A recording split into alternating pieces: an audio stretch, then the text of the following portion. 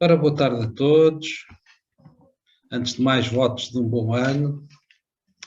Para quem me conhece, não vou apresentar-me. Para quem não me conhece, vou-me apresentar. Portanto, resumindo, vou-me apresentar para todos.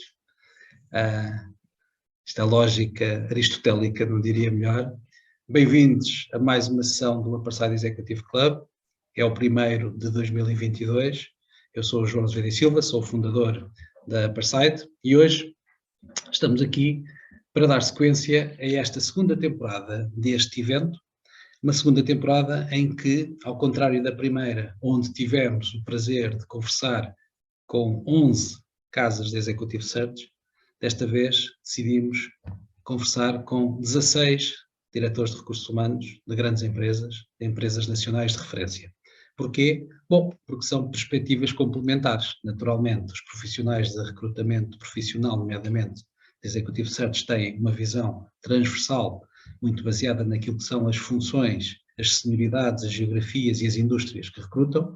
No caso dos diretores e responsáveis de recursos humanos, muitas vezes estão mais dentro da lógica do cliente final, portanto, do negócio propriamente dito, sejam produtos, sejam industriais, sejam serviços, e, portanto, pareceu-nos, a nós, a Aparside, que poderia ser uma perspectiva interessante para quem tem interesse nestes temas de gestão de carreira, porque, naturalmente, a gestão de carreira passa por organizações, passa por empresas, passa por processos de recrutamento e passa também por percebermos quais são as tendências de quem tem responsabilidades em todos estes temas. Hoje temos o gosto, o prazer de dar as boas-vindas a dois convidados. O primeiro convidado, Cláudio Valente. O Cláudio Valente é o responsável de recursos humanos do IKEA, em Portugal. Portanto, uma empresa subejamente conhecida, com uma enorme probabilidade de que todas as pessoas que estão a assistir tenham-se cruzado como clientes, o que de facto é curioso. A segunda convidada desta sessão é a Isabel Moisés, diretora de recursos humanos da Cecil, uma pessoa, enfim, que também é conhecida no mundo dos recursos humanos, com uma vasta carreira, digamos assim, em várias outras indústrias e empresas, e que neste momento, infelizmente, se encontra atrasada e retida a algures. Portanto, nós começámos sempre à hora. Desta vez estreámos com atraso. Já podemos dizer que somos um bocadinho mais portugueses, mas como não podemos esperar mais por uma questão de respeito por quem está desse lado, eu e o Cláudio decidimos iniciar e esperemos que a Isabel, que esteja tudo bem e que se possa juntar a nós durante esta sessão. Portanto, enfim, as minhas desculpas e em nome da Aparside por algo que não controlamos. Ora bem, Cláudio, quem é o meu amigo? Uma breve apresentação, já que falamos de carreiras, já que a Aparside tem a ver com carreiras, antes de beneficiarmos dos seus insights sobre os temas de RH e das empresas, falarmos um bocadinho sobre si próprio, que é, como é que chegou aqui, o que é que estudou, por onde é que passou, quais é que foram os eixos sobre os quais desenvolveu a sua própria carreira. Depois, a partir daí, conversaremos então sobre temas talvez mais transversais. Obrigado, João. Olá a todos e bem-vindos.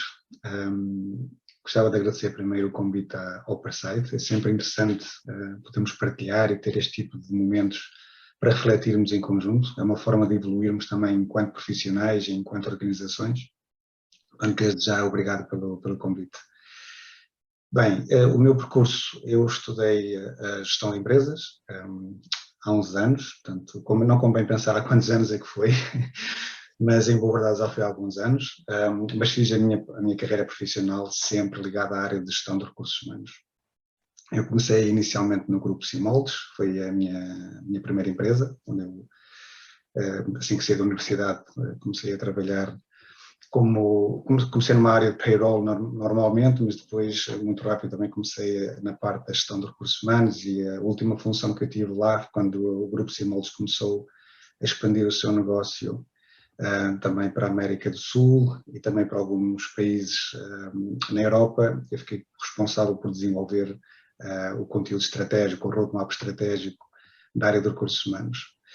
Depois disto tive também a oportunidade de trabalhar no Parque de Fornecedores da Alta Europa, que foi uma experiência fantástica, super importante. Portanto, eu tive a oportunidade de criar lá um brownfield, portanto uma joint venture entre a Pegaform e a Inapal. Portanto, foi uma experiência super interessante, porque nós temos, portanto, a Pegaform, que vem com o Conselho de Administração alemão, portanto uma empresa alemã com 5.700 pessoas. Depois na altura tínhamos a Inapal, que, portanto, é 100% portuguesa, portanto, com o Conselho de Administração português. Portanto, também foi super interessante perceber como é que iríamos construir algo em conjunto. Estive lá, portanto, também cerca de 2 anos e pouco, e para mim foi fantástica a aprendizagem. Depois disto tive também uma oportunidade de agarrar um desafio no grupo Sodécia, que a data de hoje é uma empresa, portanto, do setor automóvel, com cerca de 19 unidades industriais. Eu fiquei responsável pela divisão Europa, com sede na Alemanha, mais propriamente em Chemnitz. Para quem conhece a Alemanha, mais naquela zona de leste da Alemanha, Saxónia em si, também foi uma nova aprendizagem para mim, fantástico. Nós fizemos, a Sodécia é uma empresa também super interessante, tem uma parte também de aquisições, portanto de merge e acquisition, tem uma parte orgânica e tem esta parte também de aquisições, que foi uma experiência fantástica. E depois tive a oportunidade então de entrar na IKEA, mas mais pela parte industrial. A IKEA, não sei se as pessoas sabem, mas estamos mais habituados a ver o cash and carry ou as blue boxes, como estamos habituados a ver nas lojas, mas depois tem as outras áreas de negócio e tem um branch industrial com 41 unidades industriais em 11 países, com cerca de 20.000 pessoas. Eu comecei aqui em Paços de Ferreira, temos aqui 3 unidades industriais em Paços de Ferreira, também super interessantes, com 227.000 metros quadrados, 1.500 pessoas. Foi interessante passar da indústria automóvel para a indústria do mobiliário. Eu pensei bem, venho do state of the art em termos de o que é que representa um shop floor, e agora se calhar vou para o meio da poeira toda, não, nem pelo contrário. O state of the art estava lá na mesma, simplesmente na vez no final da linha sair um spare part da indústria automóvel, saía em boa verdade uma peça de mobiliário, mas fantástico mesmo. Vale a pena visitar e se tiverem a oportunidade. Depois disto estive lá apenas 1 ano e meio e tive então a oportunidade de ir para uma missão internacional, onde estive a trabalhar com 9 países, portanto eu assumi a responsabilidade de 23 unidades industriais, onde estive então a fazer a parte de gestão de recursos humanos, a parte mais estratégica, a parte neste caso Wealth and Wellbeing e de melhoria contínua, durante quase 4 anos. Uma experiência fantástica, desde abrir também unidades industriais na China, na Rússia, nos Estados Unidos, aprendi imenso.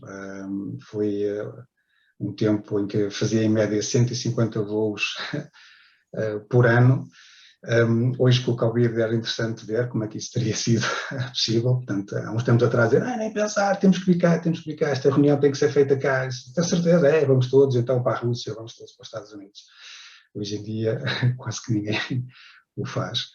Mas foi super interessante e depois, entretanto, em 2016 tive a oportunidade de vir para o retalho, porque toda a minha experiência tinha sido na parte mais de desenvolvimento industrial, aquisições e na parte de research and development. Nunca tinha experimentado retalho e pensei, por que não? Só que eu andei a aprender a fazer mobiliário, por que não então hoje em dia aprender a vendê-lo? E desde 2016 que estou cá na IKEA Portugal, como responsável do People and Culture. Muito bem, Espero Cláudio. ter conhecido as pessoas, os colegas. Não, muito obrigado. Enfim, a ideia por trás destes emparelhamentos, digamos assim, de oradores, é também termos, de certa maneira, a confrontação de perfis diferentes. Perfis de indústria, perfis de experiência. Neste momento, enfim, estamos aqui a solo, digamos assim. O que é interessante? Estamos a falar de um profissional que grande parte, ou a parte fundamental da sua vida profissional foi em ambiente industrial. E, portanto, isso também é interessante num país que muitas vezes fala que tem, enfim, um déficit de indústria, não é? É um dos temas, digamos, quase da autonomia estratégica dos países e das suas economias.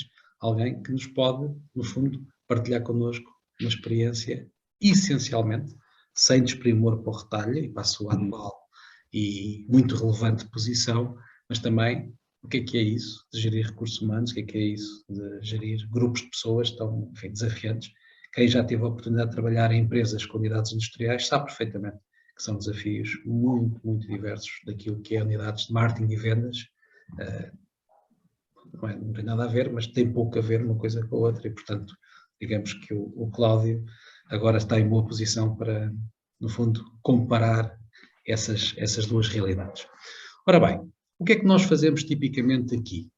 Conversamos um bocadinho sobre alguns temas que são incontornáveis, enfim, daquilo que são as empresas, daquilo que é o mercado de trabalho, daquilo que é o mercado de recrutamento qualificado, uma vez que as pessoas que neste momento estão a olhar para nós são pessoas que ou foram clientes da Parsite, ou são clientes da Parsite, ou são cidadãos interessados nestes temas, portanto são eventos abertos, mas que provavelmente serão quadros médios, quadros superiores, alguns executivos eventualmente, e que, em termos de âmbito, se preocuparão mais, Cláudio, com essa realidade. Só apenas para fazer aqui uma pequena delimitação de âmbito. Gostava também só de relembrar uma coisa. Nós vamos conversar um pouco sobre alguns temas e depois, numa segunda parte desta sessão, que normalmente é sempre bastante rica e desafiante, convidamos os próprios, as pessoas que estão a assistir, a colocarem perguntas, neste caso, ao Cláudio. Para isso, há uma metodologia muito simples, é enviar as perguntas ou para a Parsite, que estará, o anfitrião, portanto, está aqui identificado, ou então fazerem no chat uma colocação direta. Eu depois, pessoalmente, farei a vocalização das perguntas para os nossos convidados e a partir daí o Cláudio vai responder. Portanto, quem tiver temas que acho que gostaria de colocar aqui ao nosso ilustre convidado, ficam desde já convidados, porque realmente é uma oportunidade que não é assim muito comum para conversarmos com este tipo de profissionais. Muito bem. Cláudio, as perguntas, para começar, são perguntas, como eu disse há pouco, incontornáveis. Uma delas é como é que está o vosso negócio, como é que está a vossa atividade nestes 2 anos de pandemia, de um ponto de vista genérico, e depois, um bocadinho talvez mais interessante, do ponto de vista da sua atividade, que impactos é que nós podemos salientar em termos daqueles temas que toda a gente fala.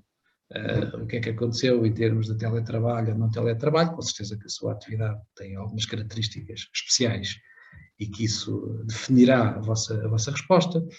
Quais é que foram as estratégias em termos de people management que tiveram que implementar ou que transformar em função destas alterações de contexto? No fundo, de uma forma muito simples, que impactos é que esta coisa chata chamada Covid-19 trouxe para si e para a sua organização? Bem, posso começar pelo negócio, não é? A IKEA nestes últimos 2 anos e meio sofreu uma transformação enorme, principalmente com o crescimento do negócio online. A nossa loja online não era, eu diria, tão representativa para nós no país. E posso partilhar convosco, em média nós estaríamos com 2,5 de representação do volume de vendas online em finais de 2019. Em junho de 2020, o online teve um crescimento na casa dos 900%. Portanto, ou seja, foi uma mudança enorme para tudo aquilo que representa, porque tivemos que transformar as nossas lojas todas em fulfillment stores, portanto, tivemos que criar capacidade interna de reajustar todas as funções para termos esta capacidade de fulfillment, para criar esta capacidade de não falhar aos clientes com a base de serviços. E nós não estávamos preparados para isso. Não é? Portanto, a IKEA, nos últimos 76, 77 anos, tinha vindo sempre a desenvolver como parte do seu negócio a parte do cash and carry, do touch and feel, da visita à loja como o seu ponto estratégico. Mas na altura, como qualquer outra organização, nós tivemos basicamente 2, 3 meses para nos adaptar a isto. O que é que isto representou? Representou que tivéssemos que alterar significativamente processos internos. Foi interessantíssimo ver a velocidade que isso aconteceu e só foi possível por termos, digamos, as pessoas com o nível de engagement que a IKEA tem. Porque na altura, quando começámos a desenhar os novos processos, os colaboradores foram os primeiros a dizer: estamos cá, estamos disponíveis, vamos aprender o que não sabemos. Tivemos colaboradores que começaram-se a candidatar para fazer basicamente funções em que num dia eram capazes de ter 4 papéis, começavam a vender em remote selling, depois se faziam, neste caso, por exemplo, a parte do refilling, depois estavam a fazer, neste caso, a parte de service planning, e depois, antes de terminar o dia, ainda faziam picking, por exemplo. E isto foi fantástico ver esta força interna, esta motivação interna para adotarem efetivamente estas novas competências. O que é que nós fizemos? Nós começamos por mapear tudo aquilo que são as competências estratégicas para o negócio, tendo em conta os novos desafios que nós tínhamos. Com essas competências, começamos não tanto a trabalhar por funções, ou por aquilo que a gente tem como competence profiles ou job description, e começamos a trabalhar, neste caso, por flows ou processos e contributos para os processos com essas características ou competências que pudessem fazer sentido. Daí começamos então a formar as pessoas não em funções, mas em capabilities. Portanto, o que quer dizer que cada colaborador podia ter capabilities completamente diferentes, desde, por exemplo, trabalhar num empilhador, mas logo a seguir era capaz de fazer remote selling, por exemplo. Isso foi fantástico, foi uma aprendizagem enorme para nós, que à data de hoje eu posso vos dizer que sinto que ainda nos colocou mais forte do que aquilo que éramos. Foi uma aprendizagem enorme de toda a organização. Ao mesmo tempo, foi importante estar próximo dos colaboradores. Quando eu digo nós temos 2.600 colaboradores, e quando eu digo estar próximo, é estar mesmo próximo destes 2.600 colaboradores. Então tivemos que apostar em formação, em liderança, coaching, mindfulness, de forma que os nossos managers entendessem que estávamos a viver uma realidade completamente diferente. Então, qual foi o processo que adotamos? Adotamos um processo de 4 steps, portanto, 4 níveis de change management. E trabalhamos em cada um desses, portanto, desde o awareness, desde o interest, desde o test and try e o adoption, de forma a assegurar que nós íamos fazer essa transformação sem falhar com aquilo que era o mais importante, que era a presença das nossas lideranças junto das suas pessoas. E posso-vos dizer que isso foi uma das coisas que eu considero que ajudou para que tivesse corrido tão bem durante estes 2 anos todo o processo de transformação. E, se calhar para não estar aqui a falar, só para não, eu se calhar deixava aqui algumas perguntas ou algumas questões que tivessem, ou fica um bocadinho à vossa consideração. Posso só dizer mais uma coisa, que, pelo menos do que é que foi relevante. Pronto. A cultura e valores é muito importante para a nossa empresa. Para a IKEA, eu diria que de todas as experiências profissionais que eu já tive, esta empresa em que a cultura e valores é de toda a mais importante. Portanto, eu diria, o que é que representa ser a mais importante? É aquilo que eu, portanto, experiencio, que nas tomadas de decisões, mesmo aquelas que são mais difíceis, nós vemos o grupo de executivos da IKEA Portugal sentados a perguntar, mas isto vai de encontro à nossa cultura e valores, sim ou não? Ou estamos a assegurar efetivamente que isto vai de encontro à nossa visão, sim ou não?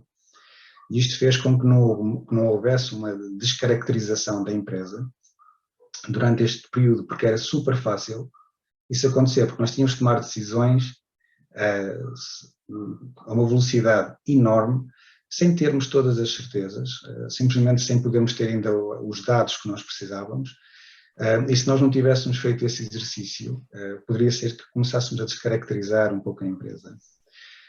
Isto foi algo, neste caso, que o fizemos e que eu gostaria de acrescentar também como os fatores de sucesso que nos ajudaram a passar durante esses 2 anos e meio. Interessante, sem dúvida. Enfim, eu não estou aqui para comentar diretamente, mas um testemunho interessante de como é que o change management e a transformação têm que ser feitos por design, ou seja, por estratégia, e não por, bora lá, com base na fezada, desculpa a expressão, que epá, isto agora mudou tudo e, portanto, nós, por geração espontânea, amanhã somos todos diferentes. Isto é viver num mundo que não é, as coisas não são assim, portanto, tiro essa lição. Também muito interessante o insight da questão de competências para capabilities. Registrei, até porque um antigo colega seu de recursos humanos, nesse tipo de mindset. Uma área, obviamente, que que é sempre do interesse de quem nos está a ouvir, até pelas características da audiência, é os temas relacionados com o recrutamento. Okay? Uhum. E, naturalmente, nós aqui interessa-nos, Cláudio, conversar essencialmente sobre quadros. Recrutamento de management. A pergunta é, o vosso modelo é assente essencialmente em progressão interna, em recrutamento externo ou misto? No caso das funções externas, que tipo de processos tipicamente vocês usam para recrutamento? Sim.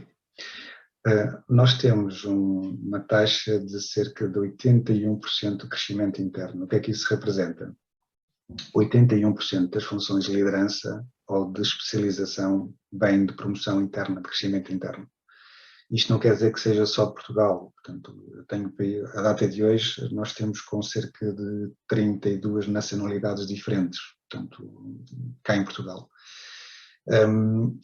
Nós temos uma database na IKEA Worldwide que, quando nós temos, portanto, uma necessidade, um plano de sucessão que vai buscar, por exemplo, o meu Digital Manager veio da Austrália, é um exemplo, o nosso Commercial Manager veio do UK. Portanto, isso faz com que, mesmo internamente dentro do país e também outros colegas que estejam noutros países, sempre que exista uma vaga, tenha a possibilidade de se candidatar, ou se eles estiverem nos planos de sucessão, tenha a possibilidade de os fazer acontecer e então ir buscar essa função, independentemente do país onde a função esteja. Portanto, isto faz com que realmente 80%, 81% neste caso, de todas as funções sejam preenchidas internamente. Depois, nós trabalhamos imenso com Employer Branding, o que quer dizer que, para grande parte das funções, nós utilizamos a parte da pesquisa interna. Nós centralizamos o recrutamento, eu tenho uma equipa de recrutamento centralizada. Para vocês terem uma ideia, em termos de recrutamento, nós fazemos cerca de 2.000 recrutamentos por ano, entre recrutamentos que a gente faz para o season, ou seja, para suporte do verão, para suporte depois de Natal. Portanto, são cerca de 2.000 recrutamentos médios que a gente faz, e grande parte das vezes é a própria equipa em si que faz toda a gestão diretamente desse recrutamento. Depois, o que nós temos são algumas funções críticas, onde sim temos que procurar parceiros externos para nos ajudar. Portanto, tudo o que tem a ver com a parte do omnichannel, a parte do e-commerce, a parte do digital, são as áreas em que normalmente nós temos que recorrer a um parceiro externo para nos ajudar a encontrar, portanto, os melhores talentos. Porque são áreas mesmo extremamente complexas de encontrarmos em boa verdade no mercado ou disponíveis no mercado, e então, por norma, nós pedimos ajuda a um parceiro externo para conduzir processos dentro destas áreas. Processos clássicos, digamos, de search and selection, com parceiros do mercado. Enfim, modelo de multinacional pura e dura, no sentido em que as carreiras internas são absolutamente estratégicas, é fundamental. Segundo, a mobilidade internacional, obviamente relacionado com a gestão de talento, no sentido mais macro.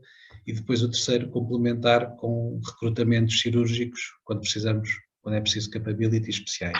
Basicamente, de uma maneira simples, Cláudio, penso que é o que transmitiu. Quer dizer, as más notícias, quem me conhece sabe, sou politicamente incorreto, é que o IKEA não é assim uma grande casa para quem procura emprego qualificado, pelas razões que acabámos de dizer, certo?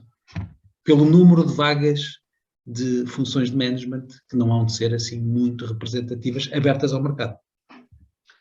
Sim, depende, não é, de como vemos isto, não é? Porque eu tenho, se nós podemos dizer, se uma pessoa já está num quadro executivo e se tem uma possibilidade de entrar diretamente para a IKEA Portugal, eu diria que se calhar a probabilidade é menor. Mas se a pessoa tiver uma vontade de entrar para a IKEA, mas com disponibilidade de entrar em UK, de entrar sei lá, na Áustria, em França ou em Espanha, a probabilidade aumenta significativamente, não é? Depois vai depender muito da mobilidade da pessoa. Se for só restritamente a Portugal, portanto, claro. Portanto, excelente ponto, que também muitas vezes nós conversamos com os nossos clientes, naturalmente, que é a definição de filtro geográfico é decisivo.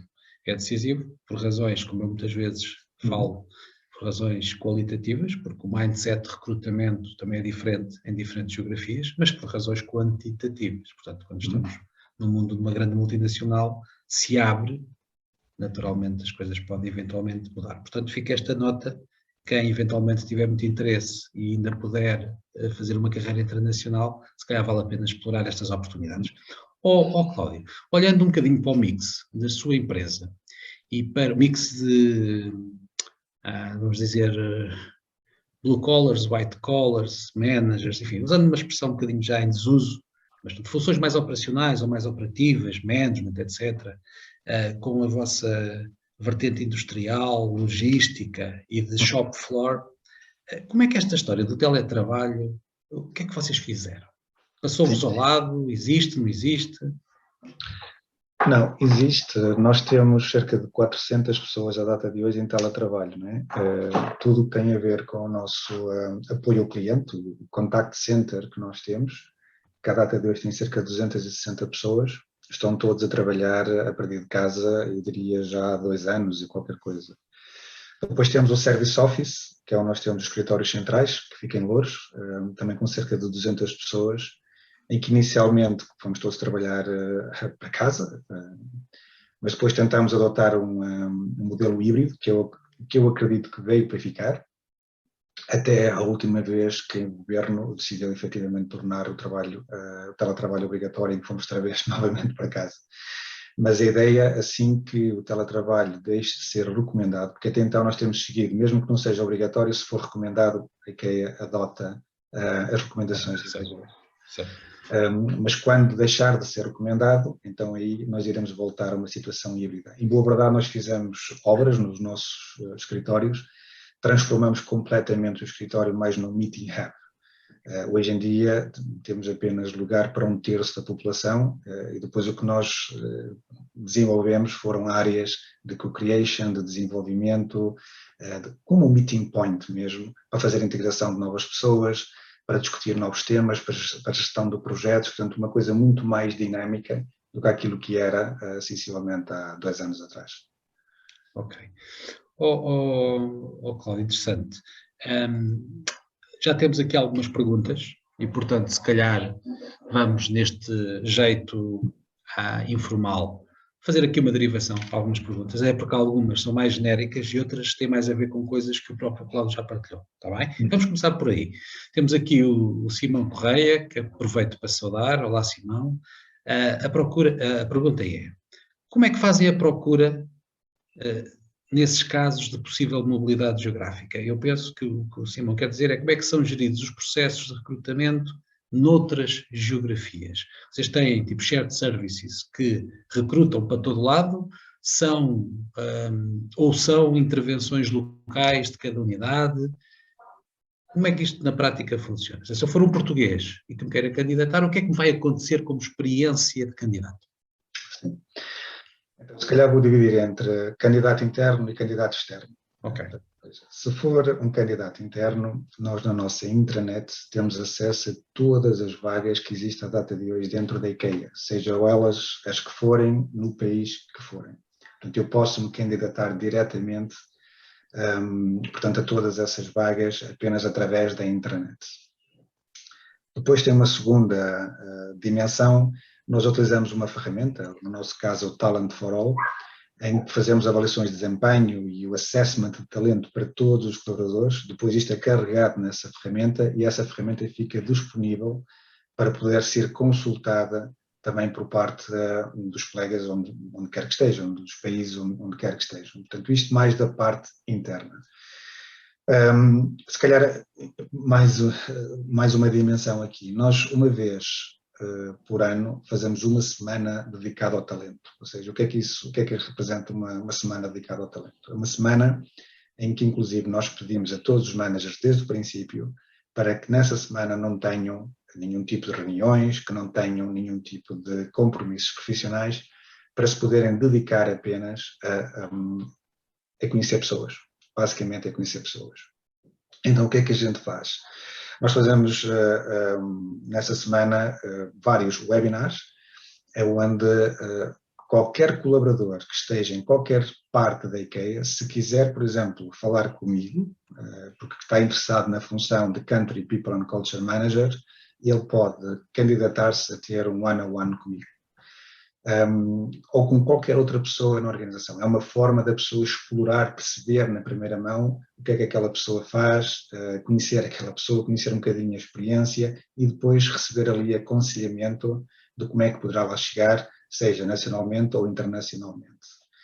Ao mesmo tempo, nessa Semana do Talento, nós trabalhamos também com workshops de bias, para ajudar nas lideranças, efetivamente, sempre a escolher as melhores pessoas, porque a tendência de um manager que não tenha, claro, tido a formação necessária é escolher aquilo que a gente chama os minimis. Portanto, eu vou escolher sempre pessoas muito parecidas com aquilo que eu gosto de fazer.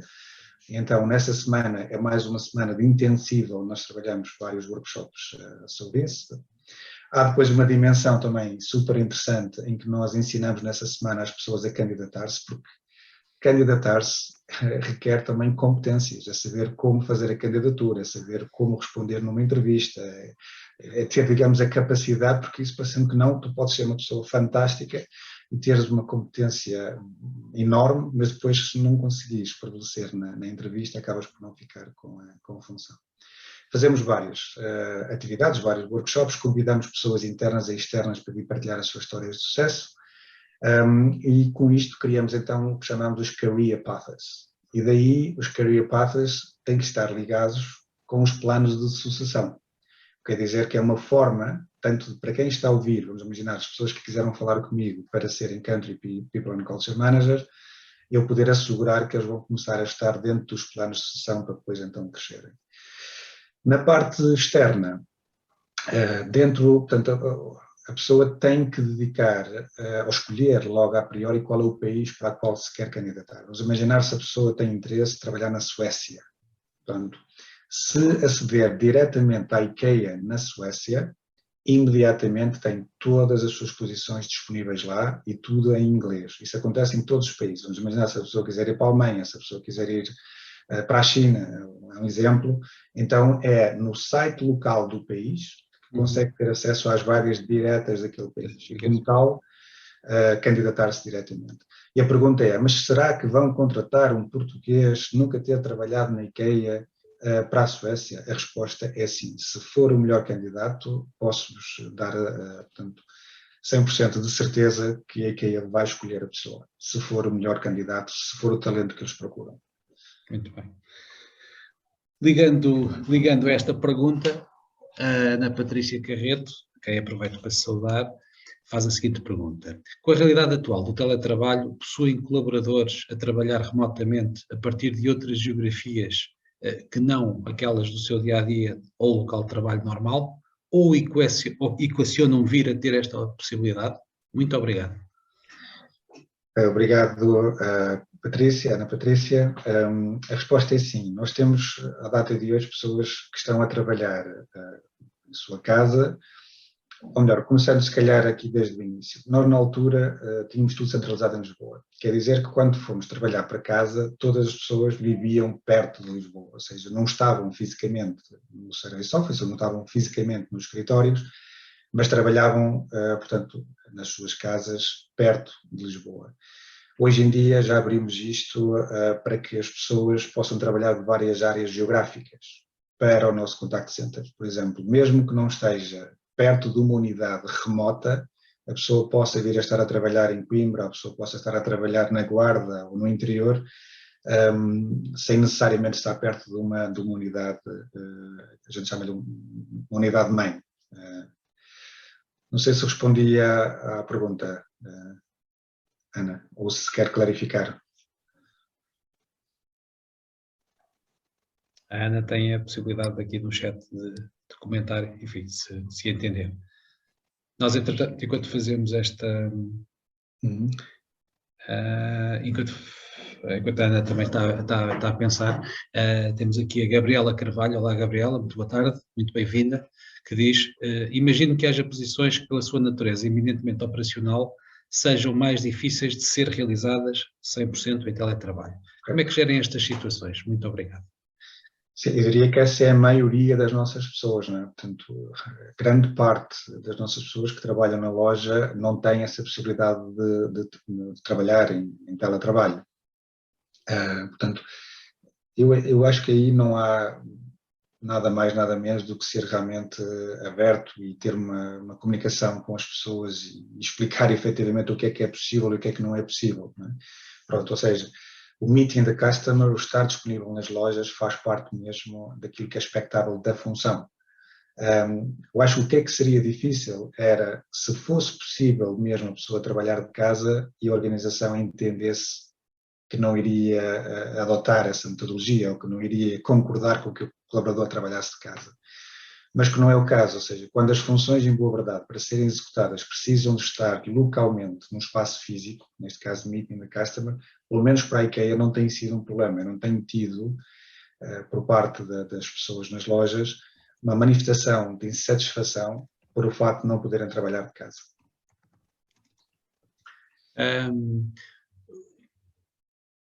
Já agora, isto é engraçado porque as pessoas começam de facto a perguntar. Pergunta a Ana Patrícia Carreto. E em países diferentes? Ou seja, trabalhar baseado num país para uma função que de facto é noutro país. Isto existe? Existe, não como eu gostaria de estar, é dizer, na IKEA, até há 2 anos atrás, nós tínhamos que estar no país onde nós exercemos a função. É dizer, se eu trabalho, mesmo que seja em Project Management, mas se eu fosse reportar alguém na Suécia, então eu tinha que estar fisicamente na Suécia. Durante estes 2 anos, nós abrimos aqui um pouco a possibilidade para que as pessoas pudessem trabalhar no país de origem, sem ter obrigatoriamente de mudar para um outro país.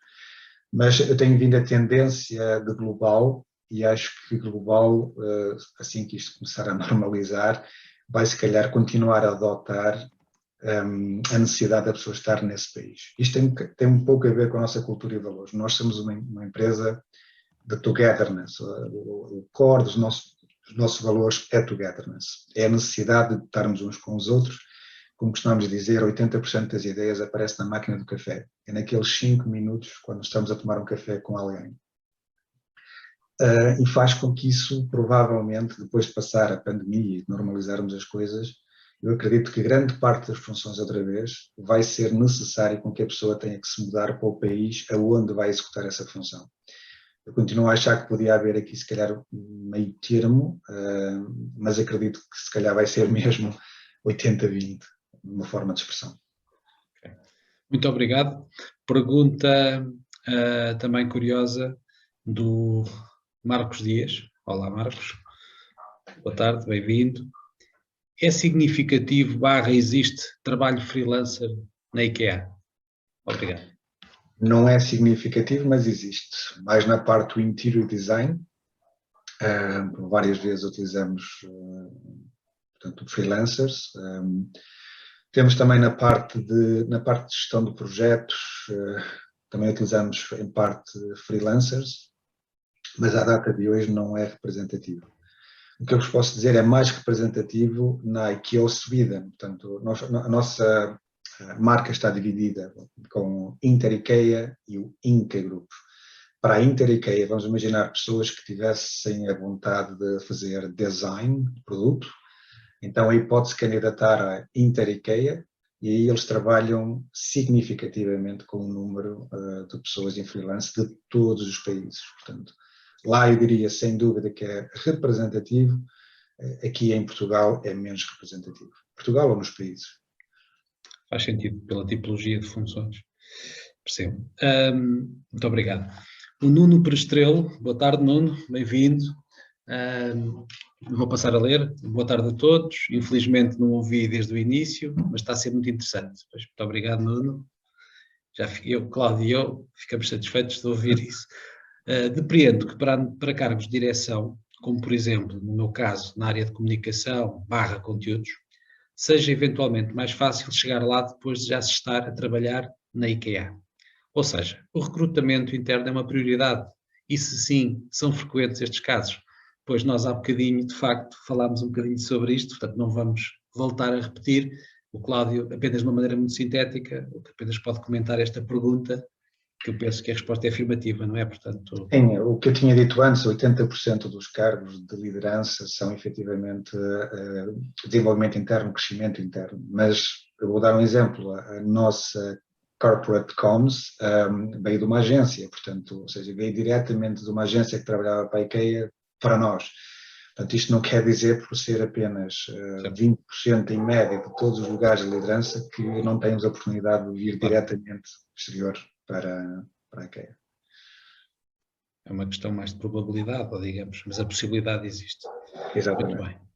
Depois temos aqui uma pergunta do Luís Barbosa. Olá, Luís.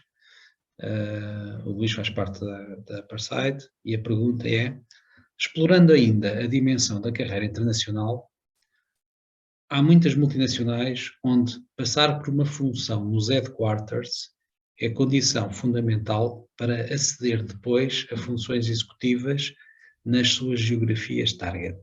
Esse modelo é também o vosso?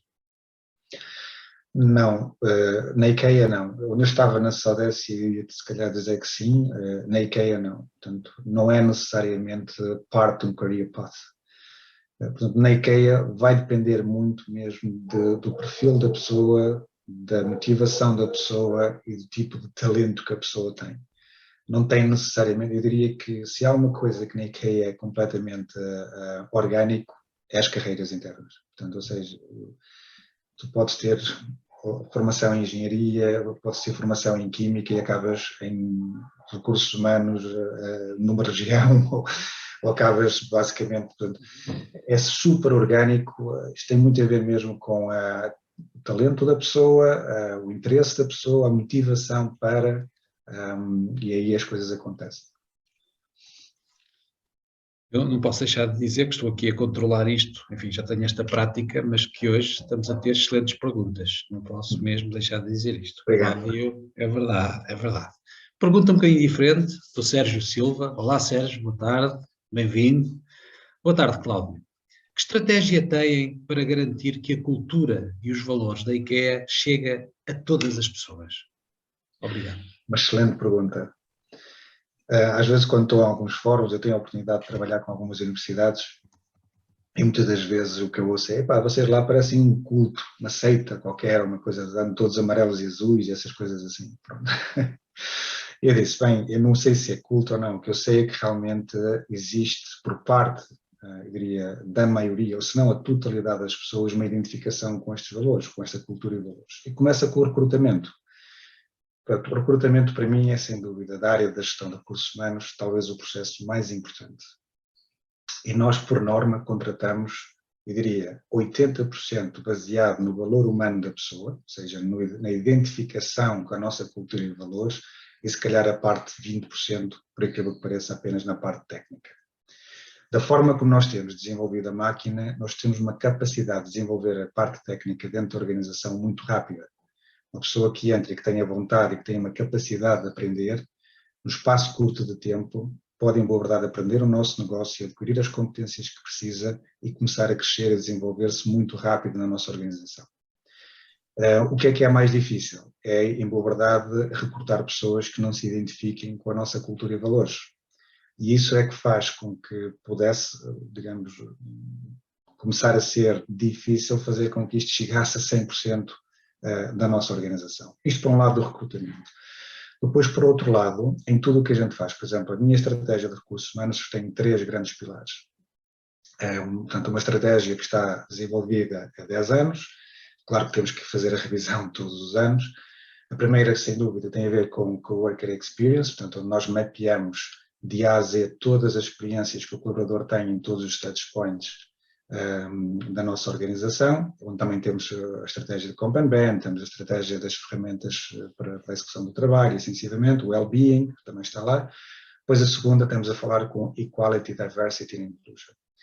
Dentro desse segundo pilar, que é muito próximo para todos na IKEA, nós temos lá os nossos roots, os nossos valores.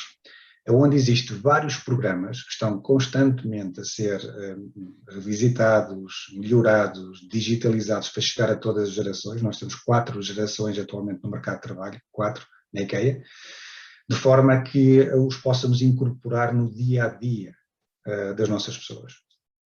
E eu acho que essa é que faz, portanto, ou seja, o recrutamento certo, com alinhamento do perfil desde o início, e depois termos, num dos pilares estratégicos, ações concretas, ferramentas concretas que possam, em boa verdade, formar, possa desenvolver dentro da nossa cultura e, ao mesmo tempo, e não esquecendo a terceira parte, que é não ter medo de tomar decisões difíceis. O que é que isso quer dizer? Às vezes, nós temos pessoas que têm performance brutal, espetacular, portanto, acima da média, mas não têm os valores. E quando eu digo tomar uma decisão difícil, é chegar à conclusão que, se não conseguimos recuperar aquela pessoa, que nós vamos ter mesmo que terminar o contrato com aquela pessoa, porque a pessoa não tem os valores da organização. E às vezes, quando alguém é um high performance, é extremamente difícil a organização decidir fazê-lo.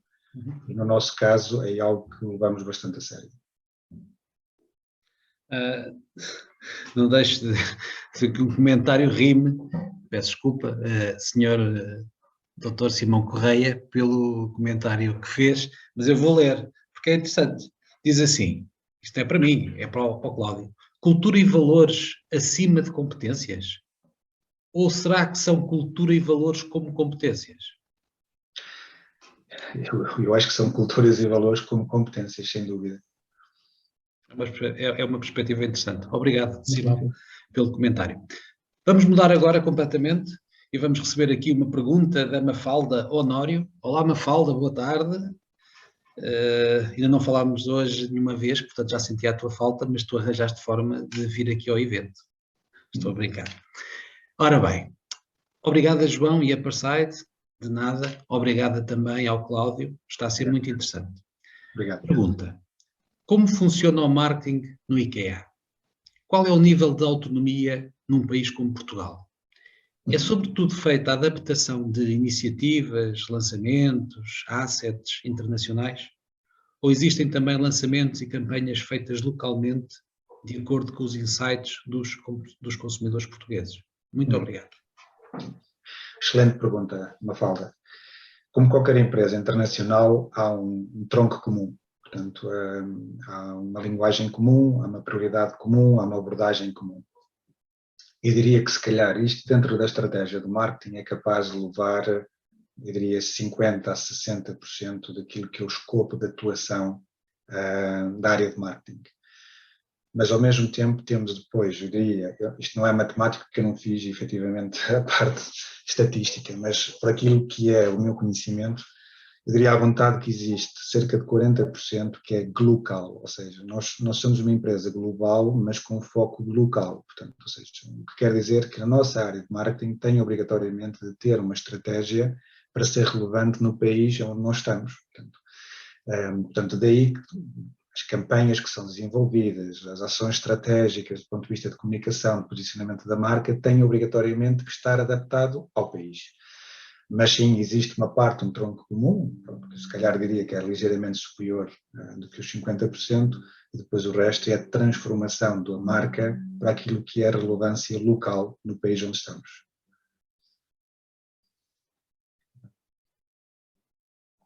Peço desculpa, muito obrigado, estava sem som. Também me leva aqui a um insight importante, que é: os recursos humanos têm que estar completamente embed no negócio. Quem responde a esta pergunta, como o Cláudio respondeu, percebe-se perfeitamente, sabe exatamente como é que a empresa funciona, como é que o modelo de negócio funciona, e isso é muito importante. Aqui é um comentário entre colegas ou ex-colegas de recursos humanos, porque de facto é isso mesmo. Uma pergunta também diferente, vamos voltar ao Luís Barbosa. Olá, Luís, boa tarde. Vemos em vários setores dificuldades crescentes em contratar quadros jovens e, ao mesmo tempo, em simultâneo, um número crescente de quadros maduros a debaterem-se com dificuldades de empregabilidade. Como é que veem estas tendências? Como se posicionam perante as mesmas? Quase duas forças contrárias. Obrigado, Luís. Super interessante. Eu acho que tem que haver uma estratégia, cada empresa tem que adotar uma estratégia ligada com, vou voltar a este tópico, mas career path ou succession planning. Porque grande parte de haver essa estagnação, quando há essas forças, digamos, contrárias, é quando as pessoas que são quadros médios e que estão na organização acabam por não ter grandes oportunidades de carreira. Então começa a haver aí uma certa estagnação, e isto depois vai limitar também as oportunidades de novos jovens entrar para a organização, insensivamente. Na IKEA, quando eu disse que grande parte das nossas funções são muito orgânicas, é efetivamente isso, ou seja, nós promovemos. Vais imaginar, se vocês tiverem a oportunidade de ir a uma loja e perguntar a uma pessoa que encontra na loja, eles são capazes de dizer que já tiveram se calhar 3 ou 4 ou 5 funções no espaço de 5 anos ou de 6 anos. Nós promovemos imenso essa constante rotação de funções, por dois motivos. Primeiro, porque acreditamos que as pessoas crescem mais quando têm várias experiências, e segundo, porque lhes dão uma bagagem, além de contribuírem mais para o negócio e para o cliente, mas dão-lhe uma bagagem para poderem ser competitivos para mais outras funções. Tanto é que chegamos a um ponto, para ser sincero, que nós tivemos que colocar um KPI que queríamos com que as pessoas tivessem pelo menos 3 anos na função, se estivessem em função de liderança, porque para desenvolver outras pessoas, se a pessoa só estiver lá um ano e meio ou 2 anos, torna-se muito difícil assegurar com que o desenvolvimento das pessoas efetivamente aconteça sem ser afetado. Então, um dos indicadores que a gente tem é, de verdade, que se fores para um lugar de liderança, tens que estar pelo menos no mínimo 3 anos, ou é desejado, não tens, é desejado estar no mínimo 3 anos para poderes transformar a função e desenvolver as tuas pessoas. Pronto. Mas essa rotação faz com que realmente tenhamos mais oportunidades de atrair mais jovens. Depois, ainda ligado à estratégia que nós temos de desenvolvimento de carreiras, na IKEA nós temos por hábito de dar responsabilidades grandes a pessoas super jovens. Ou podes ver, por exemplo, responsáveis de lojas, portanto uma loja que faz 150 milhões de euros ano, uma loja que tem 550 pessoas ou 600 pessoas, e de repente vês uma pessoa com 25 anos à frente ou 23 anos à frente da loja. Ou então vês, neste caso, uma pessoa com 26 ou 27 anos num lugar, digamos, da management team, porque faz parte mesmo da nossa cultura, ou seja, é uma responsabilidade em conjunto, quando damos a oportunidade a alguém. Mas se é algo que eu me orgulho bastante, é mesmo esta dinâmica de darmos responsabilidades muito grandes, logo desde muito cedo, a pessoas muito jovens. É algo que nós adotamos e que tem, por norma, depois resultados também fantásticos. Não sei se respondi 100% à... Cláudio, desta vez foi só 50%. Então, e as pessoas mais velhas? Como é que vocês veem esse tema? Eu vou só ligar aqui, a luz está a ficar muito escura, quase claro, que não está bem? Está um bocadinho. Obrigado, obrigado. O Cláudio também está em casa e, portanto, estas coisas acontecem a todos. Exatamente. Ok. É assim, este é talvez o maior desafio que eu tenho à data de hoje. Portanto, a minha média de idades na empresa é de 33 anos. Nós somos uma empresa muito jovem, em quase todas as áreas, em todos os sentidos. Mas, em boa verdade, cada vez mais nós queremos investir, e parte da nossa estratégia de recrutamento está em espelhar a sociedade. E é onde nós estamos, o Prime Market Area, onde nós queremos espelhar efetivamente a sociedade. E já desde há um ano e pouco nós temos desenhado, portanto, uma estratégia para atrair pessoas que tenham acima de 50 anos para nós, porque não são efetivamente muito representativos na IKEA. E, por um lado, nós queremos que sejam mais representativos, porque é a forma de nós espelharmos a sociedade. Pois, por outro lado, vai-nos desafiar de outra forma, porque nós somos muito fortes do ponto de vista da parte de retenção e de desenvolvimento, quando eu falo em Coworker Experience, mas depois na parte de reforma, de preparação dos colaboradores para a reforma, por exemplo, os nossos programas não estão ajustados para isso. Eu acho que uma forma de trazer uma agradável pressão para a organização é se eu tiver mais colaboradores que comecem a ter um peso relativo, em que eu começar a pensar já em técnicas para suportar colaboradores a estarem em processo de reforma e continuar a ter o suporte da IKEA, começasse a ser mais uma prioridade do que o que é. Mas temos o compromisso interno de trabalhar com isso. Por exemplo, esta semana ainda tivemos a oportunidade de falar com o nosso Company Band Manager sobre uma das ações que já estamos a implementar, com o seguro de saúde, mais a médio e longo prazo após mesmo a pessoa se ter reformado. Estamos a começar a dar esses primeiros passos, mas é dos processos que eu tenho menos desenvolvido na IKEA. Cláudio, posso fazer uma pergunta assim? Isto aqui é um espaço um bocadinho, é quase como ir ao circo sem rede. Não, estou a brincar. Se eu tivesse 55 anos e quiser bater à vossa porta, porque quero estar ocupado, tenho a minha vida, já deixei a minha vida profissional, 60 anos, e quero ir trabalhar para uma loja, tenho gosto, pronto, não interessa quanto é que eu vou ganhar, nem se a função é muito nobre, não interessa. Vocês ouvem-me ou sinceramente dizem, tenho juízo? Dou-lhe a minha palavra que ouvimos. Não estamos a conseguir recrutar tanto como gostaríamos, que é o que eu estava a dizer, porque por várias razões.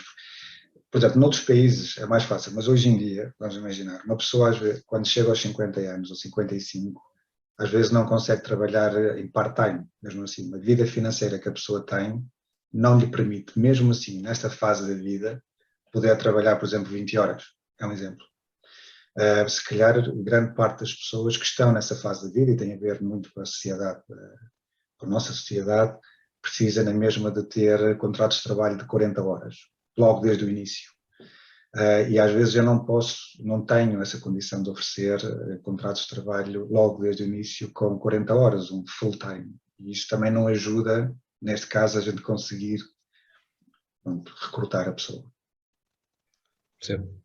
Sim, num país ainda com níveis de vida muito frágeis, isso é um tema importante, por causa da remuneração, certo? Na Suécia não é um problema, porque na Suécia nós temos bastantes pessoas que quando chegam a essa faixa etária ninguém quer trabalhar 40 horas, portanto, ou seja, eles querem trabalhar 12 horas porque querem estar ativos. E não precisam querem de dinheiro, trabalhar 16 horas porque querem estar ativos, querem contribuir para a sociedade, querem manter-se, neste caso também dentro de uma organização. Aqui, além disso, e que temos encontrado pessoas super válidas, pessoas super interessantes que as devíamos recrutar, mas precisam de ter trabalho o tempo inteiro. Percebo perfeitamente, é um ponto importante, ou seja, tudo é contextual, não há regras universais destas coisas. Voltando aqui ao nosso amigo Nuno Prestrelo, e diz assim o Nuno: aproveitando o balanço de há pouco da Mafalda ter feito uma pergunta fora do contexto do recrutamento, até quase dos recursos humanos, diria mais assim, tento também a minha sorte com a área que mais me interessa, a de contar histórias. Só pela lata, Nuno, a gente vai ler a pergunta. Na comunicação interna, e olhando para essa lógica de cultura como competência, as histórias pessoais dos vossos colaboradores são utilizadas para promover valores. Ou seja, a família, entre aspas, IKEA, é cultivada. Sem dúvida. Eu gostava de convidar, se calhar, o Nuno a vir cá visitar, porque realmente isto é super interessante. Eu diria que 80%, lá vou eu outra vez para os 80%. O que eu quero dizer é que a grande parte, mesmo se não dizer a totalidade, daquilo que é a nossa comunicação, nós fazemos com exemplos claros das nossas pessoas. Portanto, nós utilizamos storytelling, é das nossas ferramentas mais utilizadas na organização. É pôr os seus próprios colaboradores a falar para colaboradores. Em boa verdade, se a gente olhar para tudo aquilo que é o nosso programa de comunicação, e se formos a ver quantas delas vêm pela parte de management, eu diria que é extremamente reduzido comparando com aqueles que são os storytellings que vêm orgânico do shop floor e dos próprios colaboradores em si. Por exemplo, nós começamos este ano, escolhemos um dia em que vamos celebrar a cultura da aprendizagem contínua. Nós queremos assegurar que isso é uma realidade na IKEA, nós acreditamos que isso é um fator de sucesso para o futuro, e então queremos dedicar um dia em que toda a gente celebra conhecimento, que toda a gente celebra aquilo que conseguiu adquirir, o que sabe mais hoje do que o que sabia um ano atrás, e conseguir ajudá-los a entender o que é que eles conseguiram aprender, e o quanto disso fez diferente. Então, este dia foi, em boa verdade, na terça-feira desta semana, e eu até coloquei lá no LinkedIn, foi fantástico, foi espetacular, ou seja, de ver montes e montes de colegas que vêm efetivamente expressar aquilo que foi a sua viagem na IKEA, a sua experiência, os seus desafios, o que correu menos bem, o que correu também melhor, mas basicamente a contarem a sua história para poderem então aí influenciar outros, inspirar outros. Portanto, foi fantástico. Peço desculpa, estava aqui só. Nuno, isto foi um convite para aproveitar.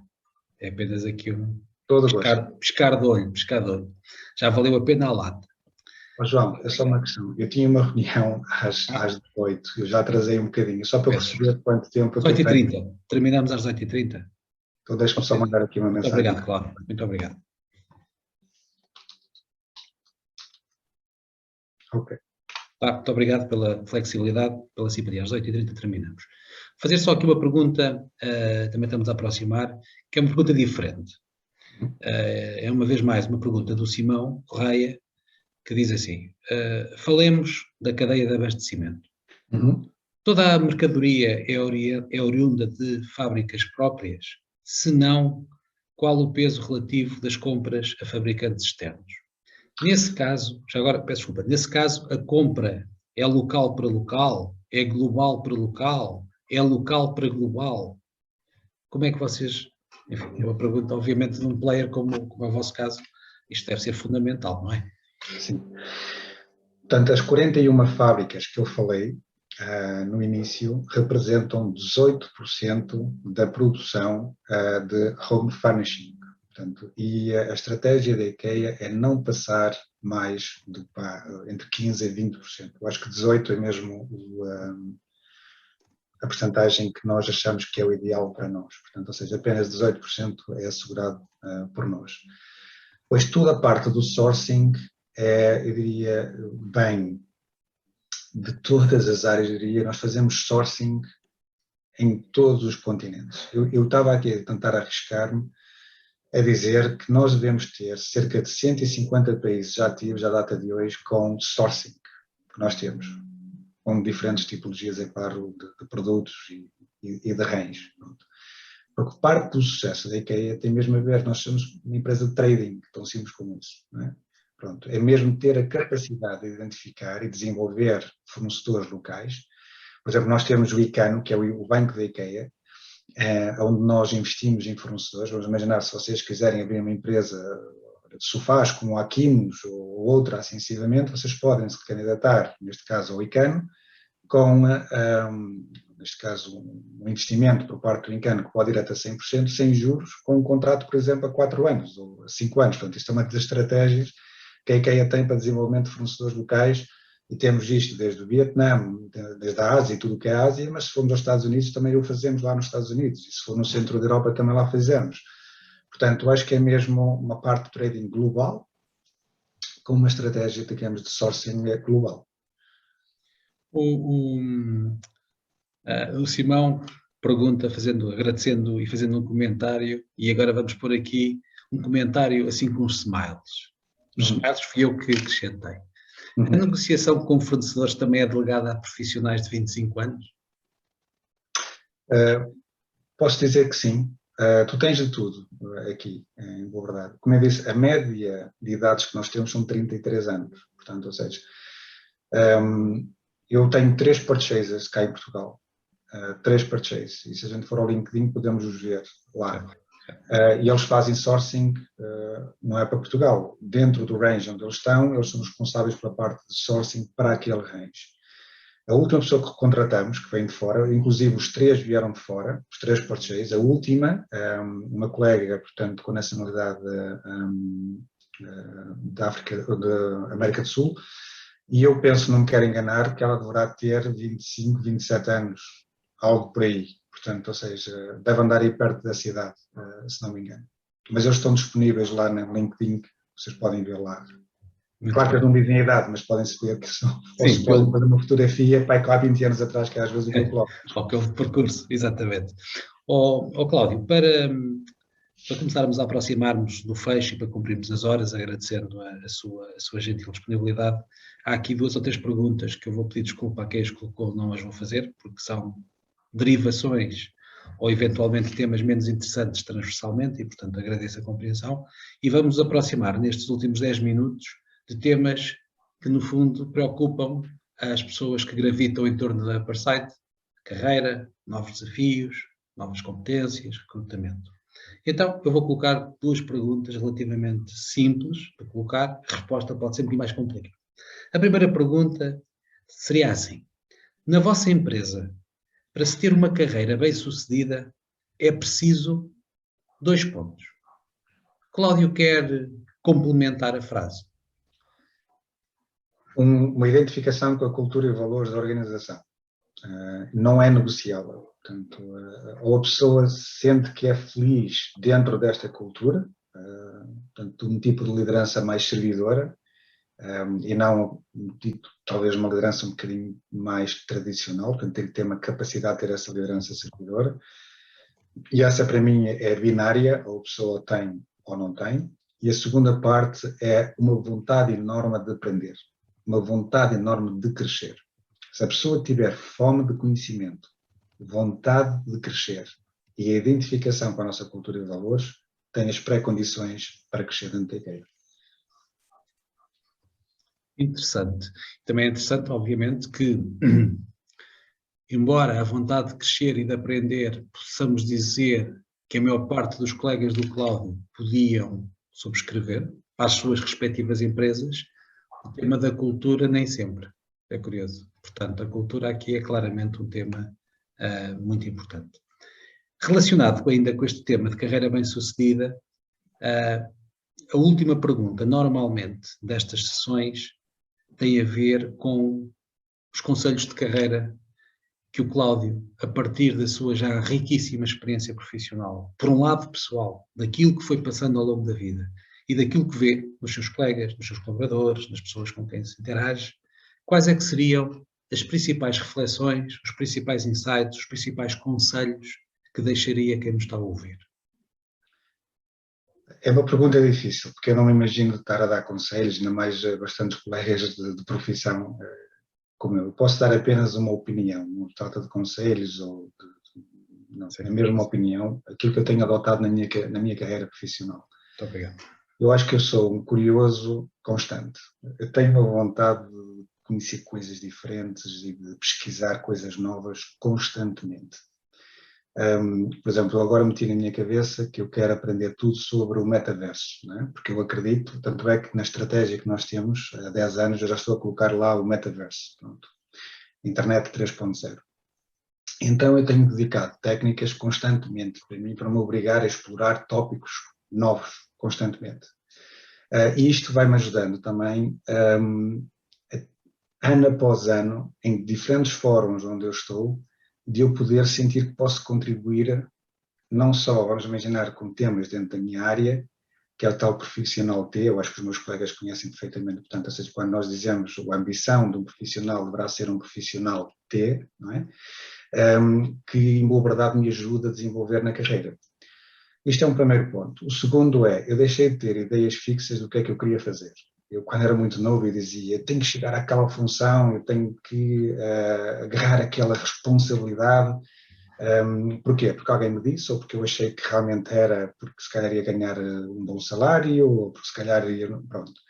Eu hoje em dia não me preocupo tanto em perceber o que é que deverá ser o meu próximo passo. O que eu identifiquei é o que é que eu sou bom a fazer, o que é que eu consigo fazer, se calhar, com um impacto grande na organização e para as pessoas, e aquilo que eu gosto de fazer. Portanto, à data de hoje, com a idade que eu tenho, eu consigo responder isto, que é o que é que eu consigo fazer e fazer bem, e se calhar é diferenciador perante muitas outras pessoas no mercado, e tenho que estar constantemente a alimentar isso, e depois o que é que eu gosto de fazer, portanto, aquilo que me dá um sorriso, que me dá uma paixão grande fazer. Portanto, estas são as 3 características que eu tenho utilizado na minha carreira profissional e até à data de hoje tem-me ajudado.